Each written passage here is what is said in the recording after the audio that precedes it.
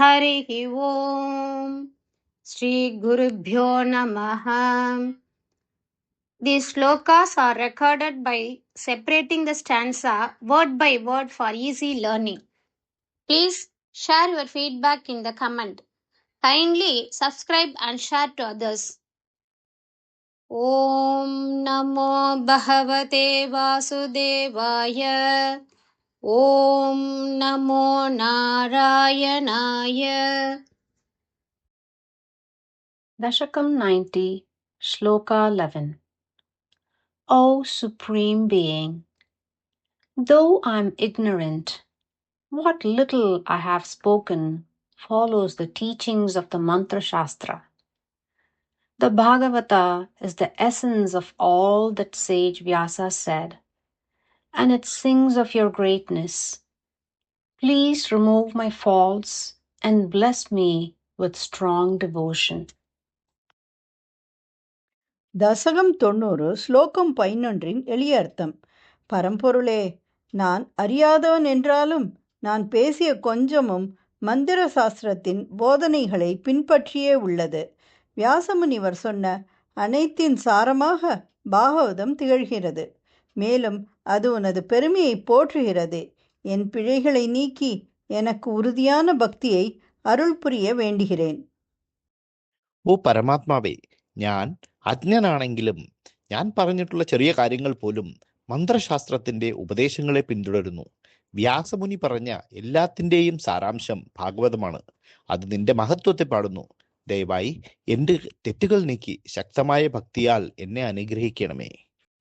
श्रीमन्नारायणीयं दशकं 90 श्लोका 11 यत् किञ्चित् अपि यत्किञ्चिदपि यत्किञ्चिदपि यत्किञ्चिदपि अविदुषा अपि विभो मया उक्तम् अविदुषा अपि विभो मया उक्तम् अविदुषापि विभो मयोक्तम् अविदुषापि विभो मयोक्तम् अविदुषापि विभो मयोक्तम् यत्किञ्चिदप्यविदुषापि विभो मयोक्तम् यत्किञ्चिदप्यविदुषापि विभो मयोक्तम् यत्किञ्चिदप्यविदुषापि विभो मयोक्तम् तत् मन्त्रशास्त्रवचनादि तत् मन्त्रशास्त्रवचनादि तन्मन्त्रशास्त्रवचनादि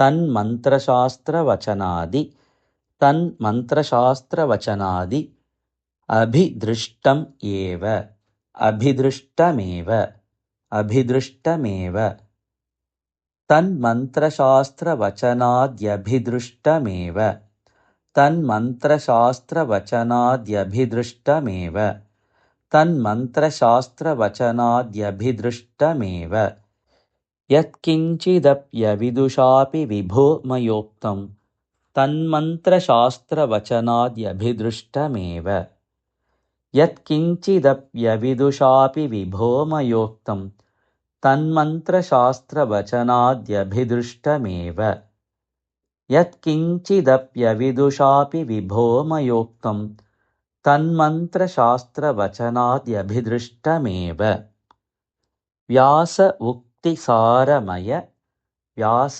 उक्तिसारमय व्यासोक्तिसारमय व्यासोक्तिसारमय व्यासोक्तिसारमय भागवत उपगीत भागवत उपगीत भागवतोपगीत भागवतोपगीत भागवतोपगीत व्यासोक्तिसारमय भागवतोपगीत व्यासोक्तिसारमय भागवतोपगीत व्यासोक्तिसारमय भागवतोपगीत क्लेशान् विधूय कुरु भक्तिभरं परात्मन् क्लेशान् विधूय कुरु भक्तिभरं परात्मन् क्लेशान् विधूय कुरु भक्तिभरं परात्मन् क्लेशान् विधूय कुरु भक्तिभरं परात्मन् व्यासोक्तिसारमय भागवतोपगीत क्लेशान् विधूय कुरु भक्तिभरं परात्मन्